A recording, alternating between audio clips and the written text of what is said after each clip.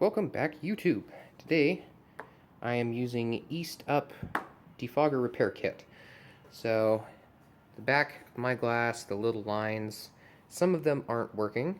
So instead of replacing the whole thing, I'm going to use this kit. It's the best thing I could possibly find on Amazon. All the other ones, they use like barely any liquid in there, like 0.2 milliliters or something crazy stupid to only repair like 2 little blotches.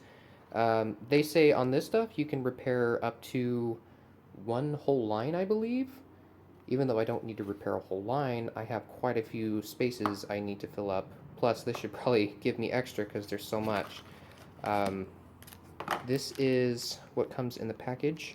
This whole thing is filled up with that good conductive paint stuff. Comes with alcohol, little Q-tips, microfiber, and some masking tape. So it comes with everything you need for it. Some of the ones come with sandpaper, but this one comes with a little plastic scraper. Whatever, but we'll get to that. First things first is you need to figure out where on here the connection is broken, because somewhere along the lines of going from this line over across to the other line, there's a break so the circuit doesn't connect. Now sometimes you can just look on here and go across, and right there, I don't know if my phone will be able to get that, but there's a break.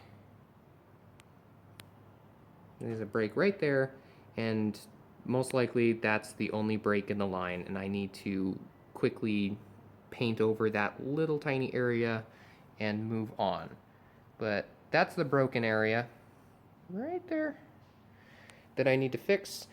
But if you don't see any breaks, or maybe the stuff's coming off, the proper way to do it is to get a volt reader. I've got this one. You can use a really cheap one from Walmart. I think they're like not even $5. Basically the light up ones where you put the positive on one end, negative on the other, and it'll light up. But let me get this opened up and I'll show you how I'm going to do it. So the first thing you're going to do is go inside your car and turn on your defrost, which is on. Super zoom. Anyway, because that's on, then it's going to send the volts across on both sides, and all you need to do is get positive, negative, doesn't really even matter. One side is going to be on this strip right here, so you're going to place one right here on the strip, doesn't matter where, and the other one is going to go, see, I've got 2 different breaks there. You can put it on the line. Obviously you can see my breaks, but you put it on the line and you can put it on the other side and you can see a difference in volts. Or if you don't have possible visible breaks, go ahead and same thing, put your positive or negative over here and just start going through, testing, testing, testing all the way across. And this is what it should look like while you're doing it. So that one's going to be held up there, so it's on the strip. And I'm going to go through and we're going to test this.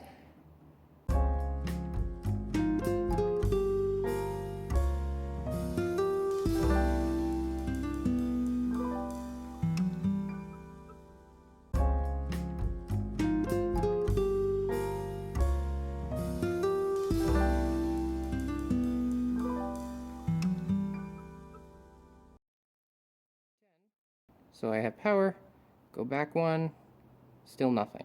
So that's where the break is. So I've marked all of the rough spots that I've come across with little arrows.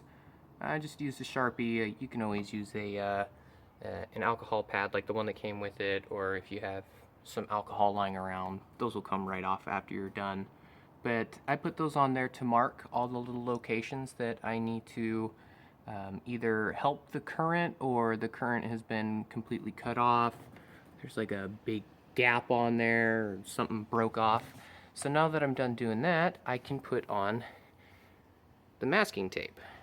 And all you need to do is put masking tape over the top of the line and the bottom of the line, and make sure you press it down really hard with your nail. You can also use this right here, this little plastic scraper, to help get all the little air bubbles out, because you don't want the fluid to leak underneath of the masking tape.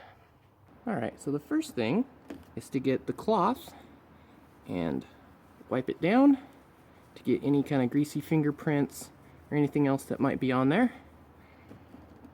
And it's nice and clean. Now we get to put the tape on.